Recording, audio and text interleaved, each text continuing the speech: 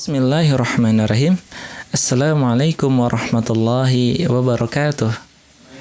Segala puji hanya milik Allah Rabb semesta alam yang telah memberikan kepada kita waktu untuk bisa sama-sama mempelajari ilmu balaghah. Oke, para pemirsa yang ada di rumah sekalian, bagaimana kabarnya? Kembali lagi dengan kami Maki Media Channel.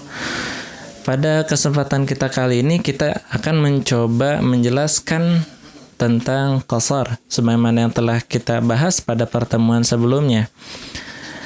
Mari kita buka dan membaca basmalah. Bismillahirrahmanirrahim. Oke, qasar pada pertemuan kemarin sudah kita jelaskan bahwa qasar itu di dalam ilmu balaghah terbagi ke dalam dua bagian. Ada qasar hakiki dan ada qasar idhafi. Qasar hakiki yaitu qasar yang cara penghususannya itu memandang kepada fakta yang ada. Contohnya ya, la katiba fil madinati illa Ali.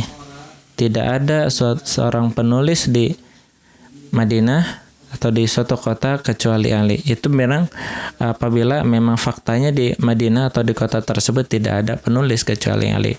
Terus yang kedua qasar idhafi, yaitu qasar yang dimana dia cara pengkhususnya itu memandang kepada keterkaitan dia dengan yang lainnya, dan contohnya pun kemarin sudah dibahas. Nah, untuk sekarang kita akan mencoba menjelaskan tentang macam dari qasar itu sendiri. Jadi dua qasar yang tadi, yang dua bagian itu memiliki dua macam. Apa itu? Qasar sifah ala mausuf dan qasar mausuf ala sifah. Itu qasar sifah ala mausuf, yaitu qasar di mana dia menisbatkan suatu sifat kepada mausuf, yaitu yang disifati. Contohnya la katiba illa Faris.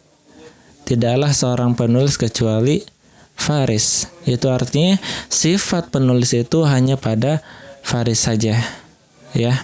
Itu contoh dari sifat qasar sifah ala mausuf. Adapun contoh dari sifat qasar dari mausuf ala sifah, yaitu menisbatkan seseorang terhadap sifat sifat tertentu. Contohnya apa? Ma Muhammadun illa rasul. Tidaklah Nabi Muhammad SAW itu kecuali seorang rasul. Jadi mausuf di sini terikat kepada sifat dia terhadap sesuatu, yaitu Nabi Muhammad sebagai mausuf dan Rasul sebagai sifatnya. Itu artinya Nabi Muhammad tidak terkait dengan sifat lain seperti sifat abadi, tidak mati dan lain sebagainya. Jadi Nabi Muhammad SAW adalah seorang manusia biasa dan dia sifatnya sebagai seorang Rasul. Itu merupakan contoh dari qasar mausuf ala sifat. Nah, untuk kali ini bagi teman-teman yang sudah paham apa itu qasar hakiki, qasar idhafi, lalu kemudian qasar sifah ala mausuf dan qasar mausuf ala sifah, mohon untuk bisa mencentang subscribe kita. Jangan lupa untuk subscribe agar kita semua dapat mendapatkan manfaatnya secara beruntun, dan jangan lupa berbagi kepada yang lain.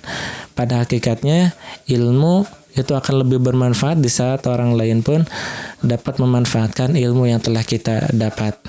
Dan pembahasan tentang qasar ini merupakan pembahasan yang masuk dalam kategori pembahasan yang dalam. Itu artinya ketika seorang sudah bisa menguasai ilmu qasar, insyaallah maka setiap perkataannya khususnya di dalam ilmu balaghah dan ilmu bahasa Arabnya akan lebih dalam dan akan lebih menguasai seni ilmu bahasa Arabnya itu. Itu saja, barangkali apabila ada pertanyaan dan kritik, saran, silahkan cantumkan di kolom komentar. Wabillahi taufiq wal hidayah wa ridha wal inayah. Wassalamualaikum warahmatullahi wabarakatuh.